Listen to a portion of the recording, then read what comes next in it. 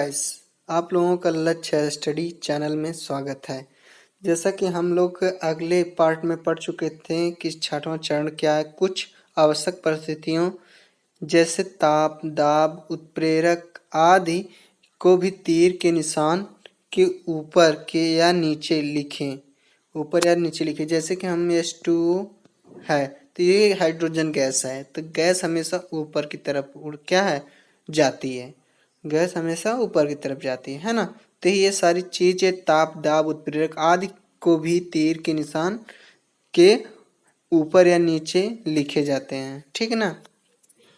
अगला पॉइंट है, जैसा कि यहाँ देखो, रासायनिक अपक्रियाओं के प्रकार। रासायनिक अपक्रियाओं के जो प्रकार हैं, कौन कौन से रासायनिक अपक्रिया के प्रकार है ना। नंबर 1 आता है सबसे पहले। नंबर 1 संयोजन अपक्रिया। संयोजन अपक्रिया मतलब क्या आता है, जैसे देखते हैं। इस अपक्रिया में दो या दो से अधिक अभिकारक मिलकर एकल उत्पाद बनाते हैं। एकल क्या बनाते हैं? उत्पाद बनाते हैं। जब इस अपक्रिया में दो या दो से अधिक अभिकारक मिलते हैं तो क्या बनाते हैं? एकल उत्पाद बनाते हैं। जैसे कि A+B, तो A+B दो अधिक उपकार यानी दो हैं कि नहीं, दो से अधिक भी हो सकते हैं या दो हों। यहाँ लिखा है ना, दो या दो से अधिक अभिकारक। अभिकारक एरो के जो पहले होते हैं अभिकारक होते हैं, जो बाद में होता है एरो के बाद वो उत्पाद होता है, तो एकल उत्पाद बनाते हैं। तो A+B दो क्या है? अभिकारक हैं। तो अब फिर एकल क्या बनाए? उत्पाद बनाए, ठीक है ना। जैसे C। अच्छे से देखते हैं और उदाहरण में। उदाहरण जैसे कोयले का दहन। कोयले का दहन। कोयले का दहन में क्या होता है? जैसे कोयला C से कार्बन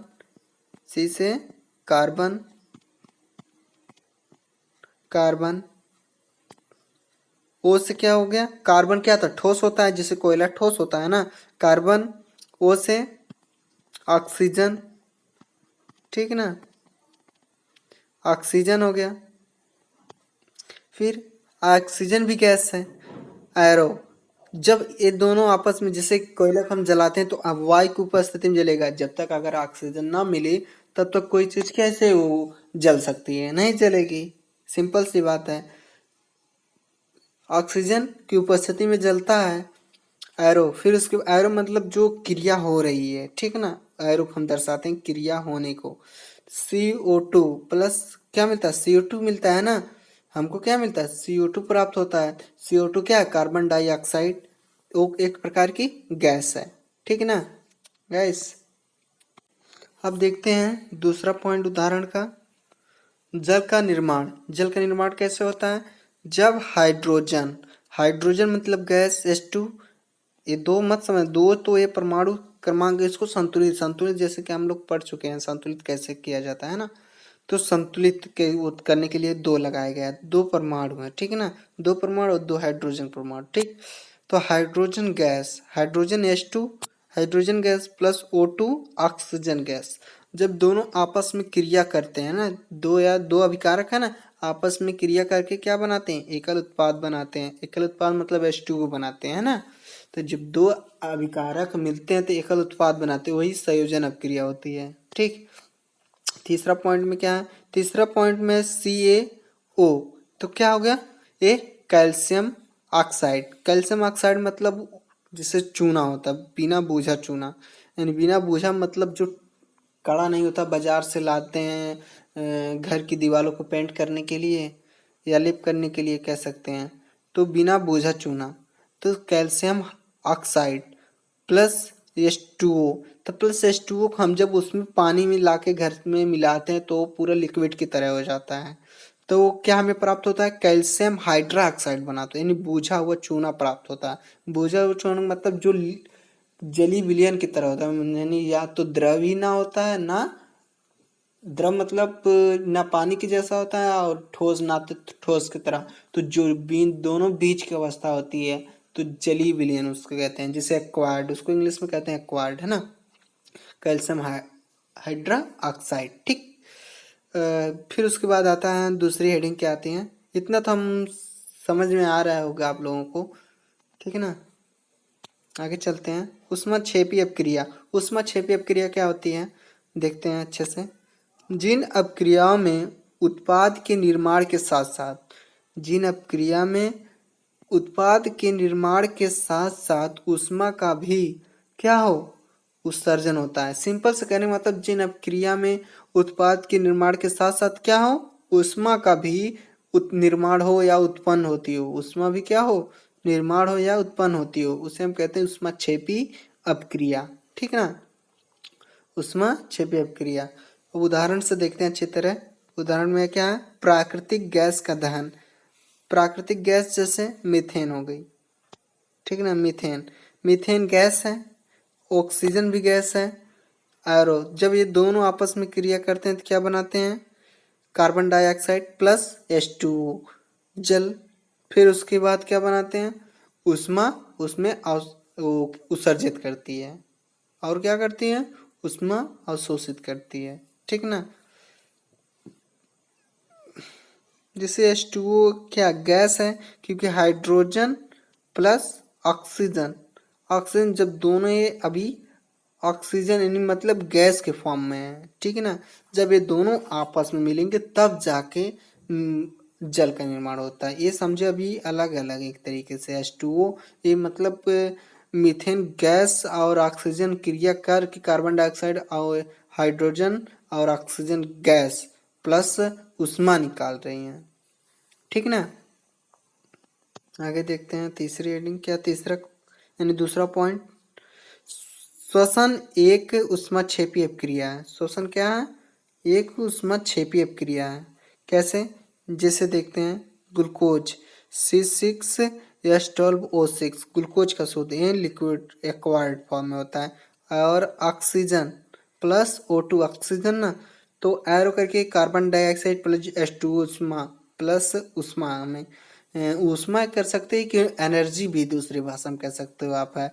कार्बन डाइऑक्साइड जैसे हम कार्बन डाइऑक्साइड छोड़ते हैं प्लस हमारे शरीर में H2O क्या होता है बनता है या H2O मिलता है। ठीक ना H2O। फिर उसके बाद हमें क्या होता है प्लस ऊष्मा ऊष्मा हमें ऊर्जा मिलती है। ग्लूकोज से हमें क्या मिलती है ऊर्जा तो मिलती है ना। फिर उसके बाद देखते हैं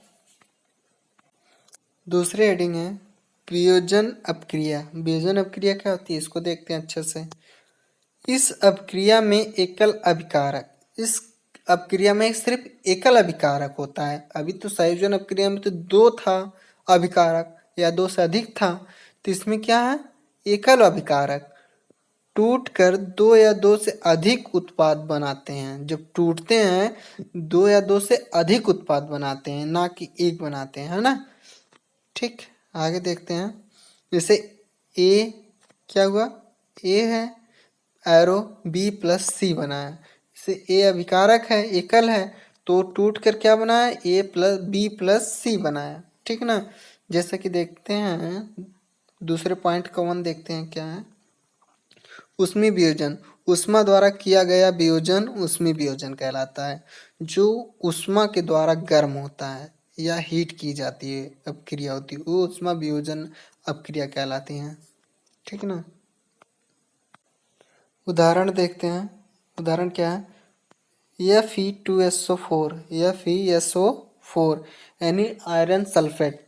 आयरन सल्फेट जब हम क्या करते हैं उसको गर्म करते हैं यानी ऊष्मा देते हैं। ऊष्मा मतलब उसको हीट या गर्म करते हैं तो यह Fe2O3 यानी क्या हो सकता है फेरिक ऑक्साइड फेरस सल्फेट था। ठीक ना। फेरस सल्फेट को हम फिर उसके बाद क्या कहेंगे फेरस सल्फेट जब हम उसको गर्म करें तो फेरिक क्या बना फेरिक ऑक्साइड प्लस SO2 मतलब Fe2O3 फेरिक ऑक्साइड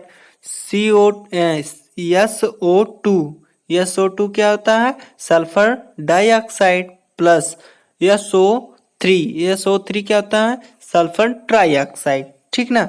इस किसका उदाहरण है ऊष्मा वियोजन के उदाहरण है। ठीक है ना। दूसरे देखते हैं उदाहरण CaCO3 यानी क्या हो गया, कैल्शियम कार्बोनेट, उसको उष्मा यानी गर्म किए, उष्मा दिए, तो किसमें परिवर्तित हो गया, कैल्शियम, कैल्शियम